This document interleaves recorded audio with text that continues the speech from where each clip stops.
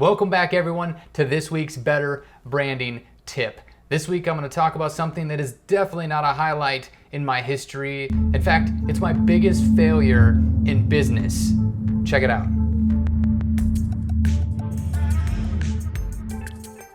So once upon a time, I went bankrupt. Oof, not a good day, that's for sure. Any success story has its setbacks, it has its failures, and its loss of momentum, and its successes as well. And so I wanted to be transparent with you today and share something that might help some of you. I'm in my late 30s now, but when I was in my early 20s, 21 to be specific, I had a really great opportunity in business. I was very ambitious, and I saw this opportunity. I live in Cape Canaveral, Florida area, and during the shuttle program, when they were actually launching the shuttle, when they do that, there's this huge spray that happens. And so this spray off ends up putting like a layer of film on all the government vehicles that are out there at NASA. And so don't ask me how it all worked out. I think it was a longer story than I have time for today. But ultimately, I found myself with a pass out there in the shadow of the VAB, the Vehicle Assembly Building there at NASA, which is that huge building that's out there where they build, at that time, the shuttle inside of. And so I'm there, it's pretty exciting, I'm 21 years old, and I have this opportunity to detail cars every time there's a launch.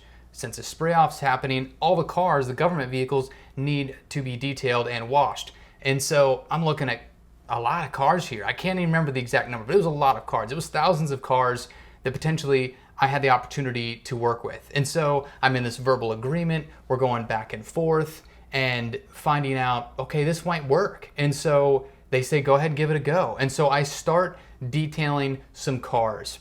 As I started that process, after a handful of cars in, I realized there'd probably be a better way to do this, right? I'm a problem solver. And so I'm going, all right, I need a vehicle, I need the water, I need the tanks, you can see where this is going, right? I needed all these things, but there's something that I didn't have first, and that was a written contract.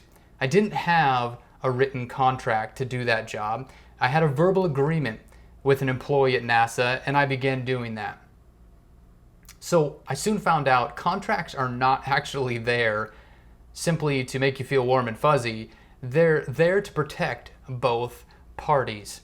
And so what ended up happening was they said, you know what, I think we're gonna build a car wash on site and we'll run all of our cars through it because that's actually gonna be a lot more economical than having somebody come out here and detail cars. But I had already gone out and purchased all this equipment, and I had thousands and thousands of dollars in debt at that point in this business endeavor. As you can imagine, that dried up and it was uncomfortable to say the least. And so I did file bankruptcy on that one. I was 21 years old. My lawyer advised me to do that. He said, you know what, this will be in your history before you're 30 years old. No big deal. That was the case. It really never held me back in life. I can tell you, I didn't have credit cards for a decade, but that wasn't the worst thing either. That really instilled some control, some self-control that I probably needed at that time in my life. But it was a big failure. I was looking at potentially the biggest opportunity I'd ever seen at that point in my life, well, was for sure in business, and it fell through. And it's easy to get down on yourself in that, but I picked myself up and I figured out a way to direct my efforts elsewhere. And today I'm a CEO of a company, a few companies actually, which is great. It's a great thing.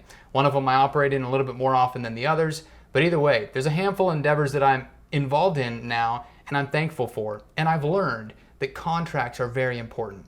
And so here at 321 Russ, we have solid contracts that aren't just mean and greedy, they're generous, they're clear. And I encourage you to do the same thing. Don't get stuck on the wrong side of a good business opportunity. Have a contract, make sure it's clear, because clarity is one of our values here at 321 Russ. And I can tell you, if you want to build a better brand, that having clear contracts not only helps you do just that, but it also gives you a good reputation in the area. It gives confidence to your buyers, to your customers, and it's just overall good business. Thanks for watching this week's Better Branding Tip. We'll see you next week for some good news, not necessarily unfortunate events.